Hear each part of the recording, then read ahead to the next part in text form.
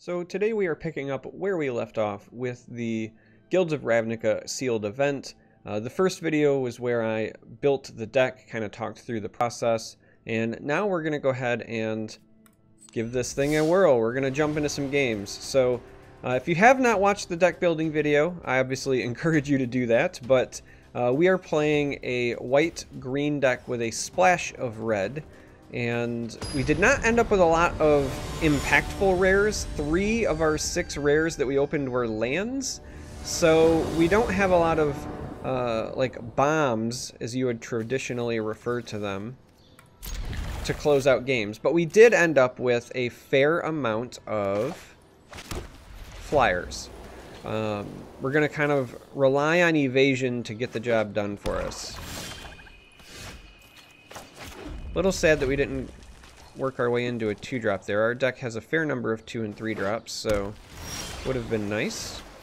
But beggars can't be choosers. We will attempt to get this down and start piling on some damage.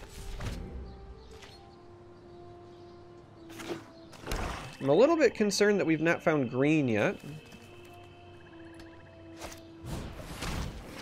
I'm even more so concerned because now we have nothing to play here. Well, that is a welcome sight anyway. Does not mean that we get to play anything now, but it does mean that everything in our hand is essentially playable, except for this. I mean, this we need 1 more mana for, but... well, that is not very kind, now is it? Alright, so we can actually still play the Hawk because it's not going to attack this turn anyway, and then work our way into this because of the Convoke. So, I'm going to go ahead and do that.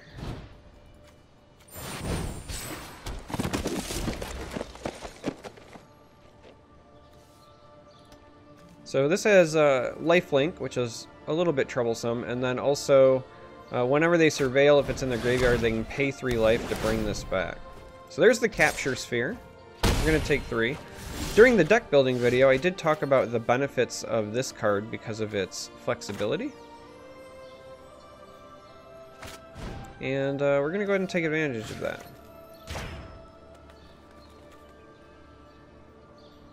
We're going to pay like so. Because obviously we would like to attack with our Hawk, I think. Actually, you know what? Let's go with a no attack, leaving this as a 1/1 blocker for this potentially. You know, if they want to make that trade, we're fine with it. The reason I was considering attacking is if they have removal here, then it feels bad, but if we make them use removal on the 1/1, then that's kind of a win as well.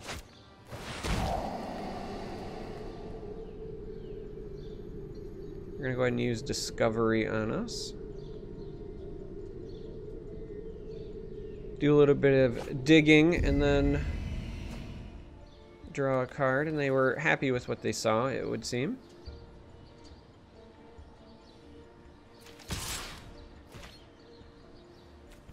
Alright, we will bite. They did in fact get rid of our flyer. We'll develop the gate. Again, a little bit sad that we can't use it right away. But it does now open up everything else in our hand. So this is going to be pretty good for us going forward, as will these. It also helps out the Gargoyle. We'll likely develop, I think, our Beast Whisperer first here, after we get our attack in. So we'll go ahead and do this. Or at least attempt to. They might have a counter spell here. This does cost 4. They have the mana open. They are pausing. Yeah, so there it is. So no Beast Whisperer, and it does look like they're going to bring back the Operative.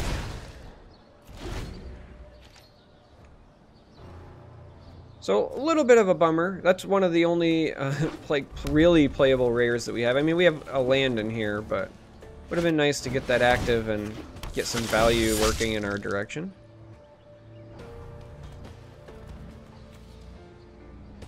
The fact that it keeps removing creatures also hurts our undergrowth potential here.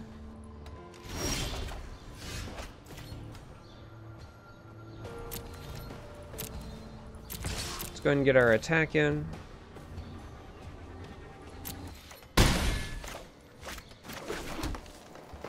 Now we have to decide whether we wanted to play the worm or this. We could hold out for like a bigger splash here, but I feel like getting the flyer out is potentially more impactful. Now they again have the option for countering, and they do. Alright.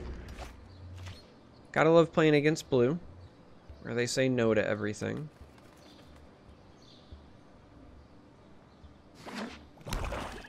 Now that we have multiple green, though, we can end up, if this ends up getting counterspelled, we can use this to draw some cards.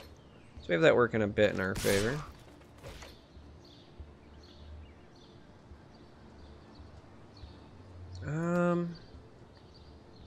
With a combat trick, they could take this out, but if I let it through, then what? Let's say no blocks for now. Could be punished if they just have removal anyway, but I would really like to give this a bonus. Today's forecast. All right, well, ooh, let's see what we got.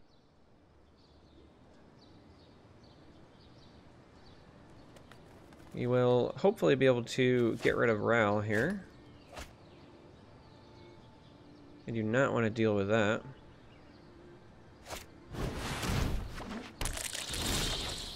And a blocker to boot. Alright, well.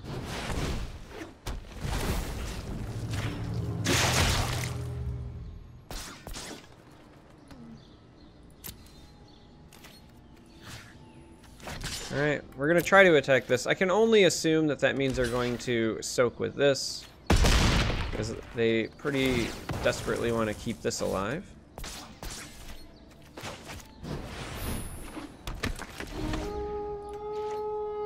And this actually might be enough to get us to, like, lose the game. This is a very, very powerful card. And our opponent has a fair number of things in the discard, but they are using the +1, trying to keep it alive.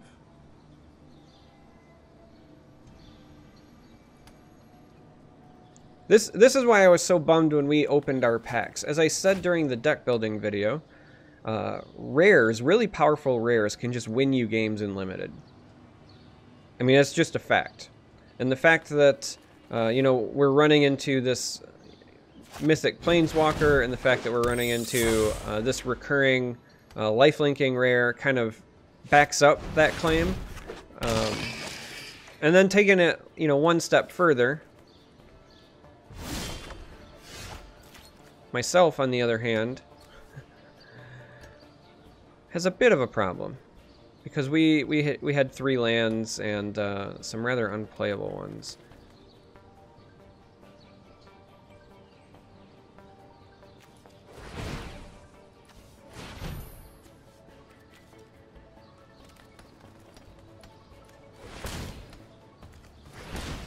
We're gonna draw 2 cards here, I think. Let's see what we get.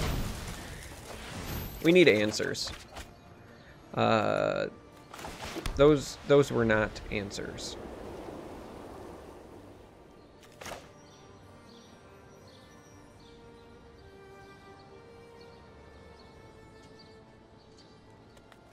Those were not answers at all.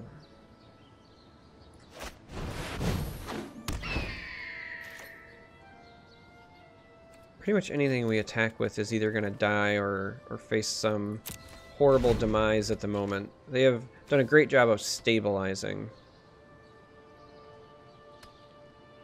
Because this can kind of pick off whatever it wants, and it's also really close to getting the emblem. As in, like, they can do that next turn if we can't get damage on it, so we're very much going to be relying on Rock Charger to help us out with that. And that's assuming that they don't have removal here.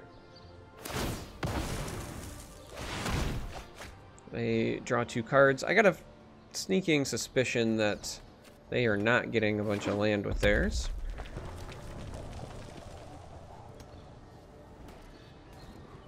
Good old Mr. Viceroy here is putting a thorn in our side. Look, I mean, look at the hand difference, right? Like, it just generated a lot of value already, and we had no way to effectively get there. We actually might be in a position now where we're just trying to not die. Like, we might be on defense and just hoping that our opponent decks themselves. Like, if we can make this not get the emblem and then just play defense for the rest of the game, that could be our only real victory. Target. And we're still drawing lands. And rightfully so. I mean, why wouldn't we? Everything else is going swimmingly for us. Destroy target colorless non-land permanent. So really this is just gonna probably nuke my Skyline Scout at some point, huh? Well, let's progress to combat.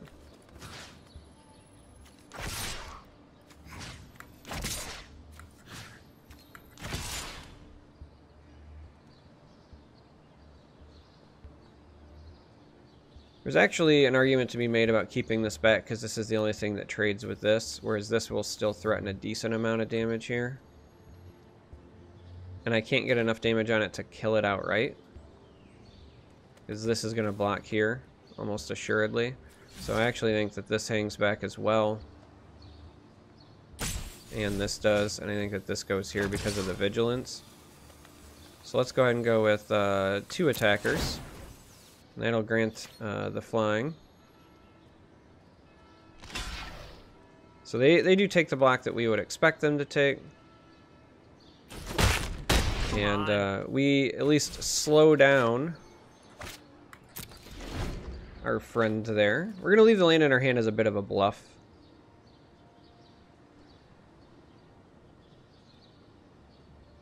Bit of a bluff.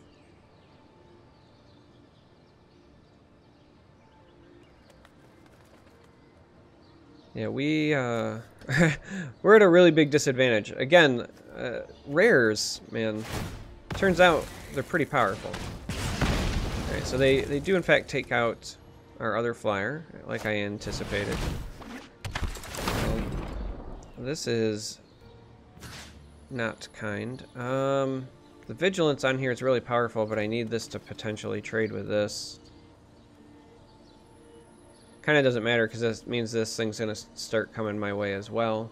It also means I don't have a good way of getting rid of that.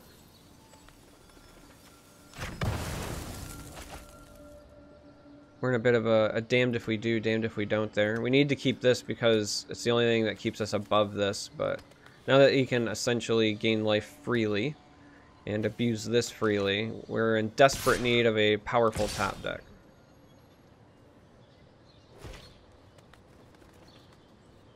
So we're going to take a minimum of 8 here, but we're going to say no blocks. Because we're going to try to get rid of this. Getting rid of either of those doesn't do a whole lot. Because the other one's going bye-bye. This time around, the Dragonauts likely blocks this, though they might just decide, hey, we got enough value out of that. We've generated enough tempo that they can win. And we still have to draw like an answer here, so...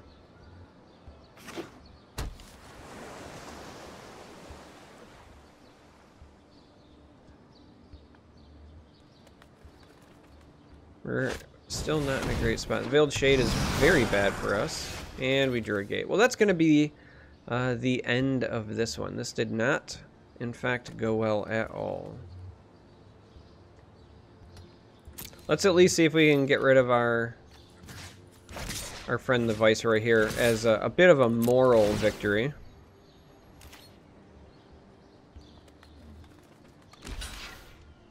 And we do not.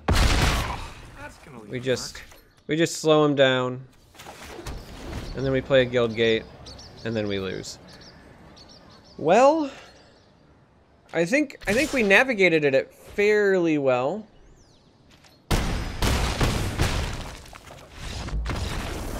Up until their really strong rares hit the board. So that feels pretty bad.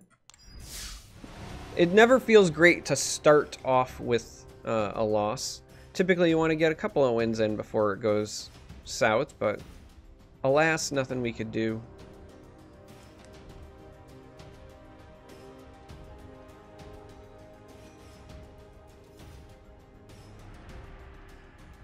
The lifelink creature was problematic for a number of reasons. We had tools to potentially deal with it. If we could have found our Boros Guildmage, for example, we could have started tapping it down and really trying to negate the lifelink that it was providing. But once they had both that creature and the Planeswalker, we were fighting an uphill battle. So all we can do is dive in, hope that it goes better.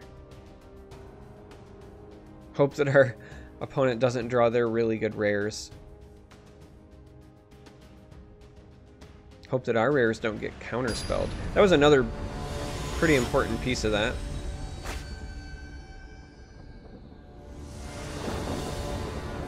Alright, so we actually can't play anything in our hand, but we're on the draw. And if we draw any land, we can play at least 3 cards in our hand. So I think we're going to go ahead and keep this and just trust in the process. Trust that we're going to find a land, being that we're on the draw before we get there. And we even find something that we can play next turn as well. Just kind of nice. We are going to have to get rid of this at some point.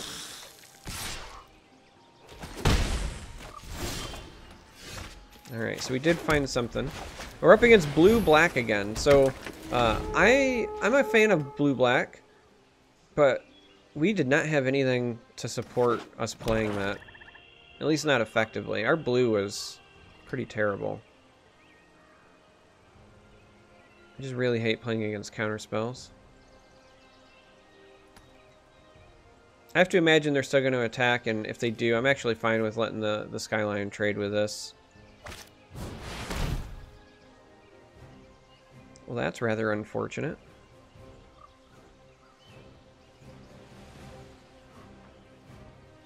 Kind of curious about what they'll remove. It would actually make sense if they removed the Rock Charger here, but they took one of our worms.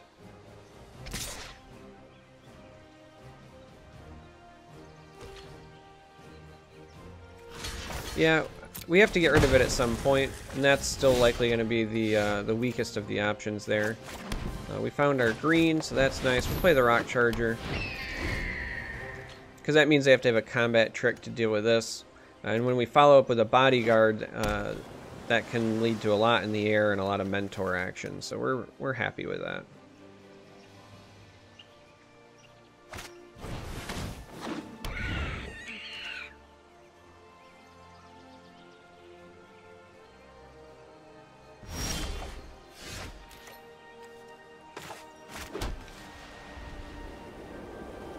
So, I'm fighting a sneeze.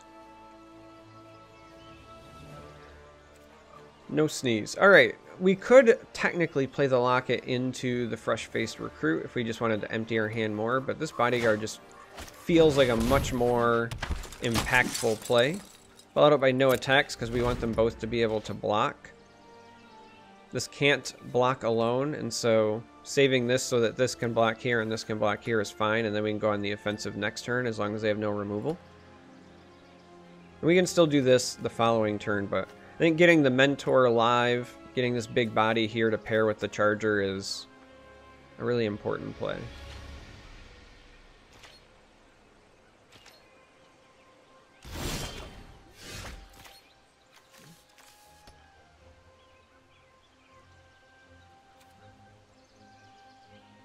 Alright, we're going to go ahead and play the Locket. See if we can bait out a counter spell. Now we're going to try this Beetle.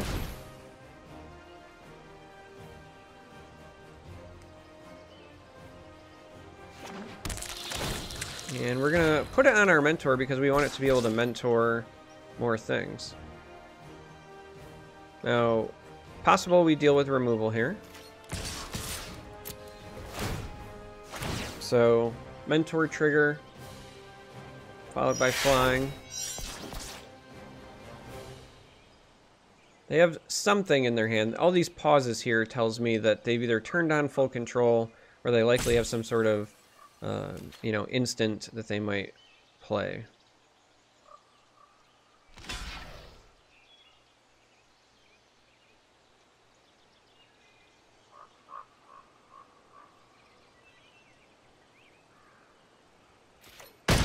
Alright, so they soak the 4.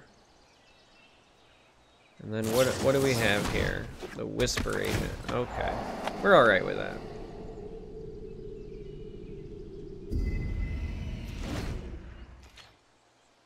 We are alright with that.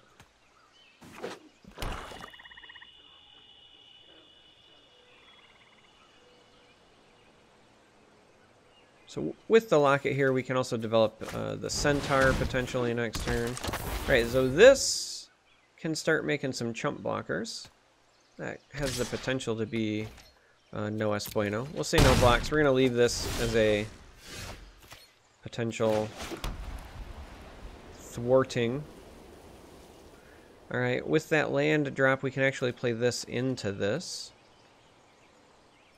But we will go ahead and get our attacks in first.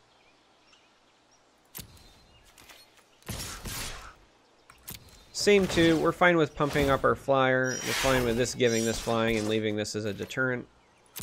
This is a pretty effective way to race. We can go ahead and develop this. And then we can go ahead and develop this. But we will... actually, we'll pay with this.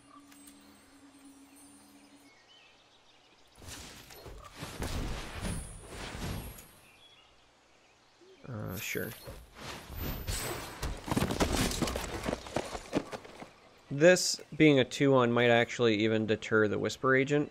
We would prefer to be like offensive with this, but with this 1/5, like we'd have to throw at least 1+1/+1 counter on that. All right, that is a big flyer.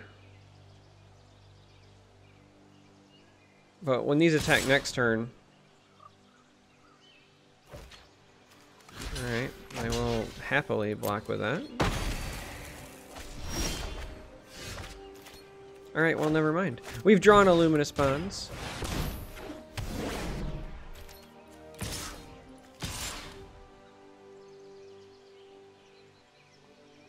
We'll bring this to. They can double block here, potentially. All right, we'll also do this, and we'll probably just mentor this so that this doesn't single kill this. So the Rock Charger is going to give this flying, and we're going to give this our +1/+1 counter.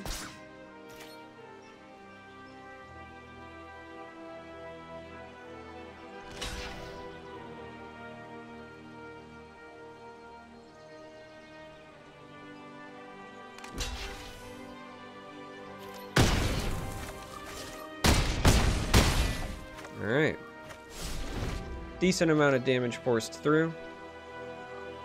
And if they didn't get something amazing, we might just see a concession here. And that will be it.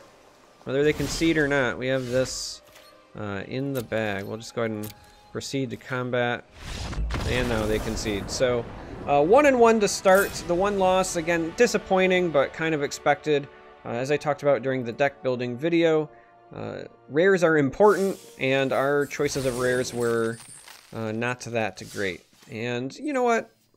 Let's go ahead and just open this pack just for fun here in the old video. Hey, look, we get a nice wild card out of it as well. And Chamber Sentry, which is one of the rares that we opened. We're just not playing it. So anyway, that's it for this video. We're going to continue this run in future videos. Probably 1 or 2 games per video, kind of depending on the length of the games. Thanks for watching, and I hope to see you in the next video.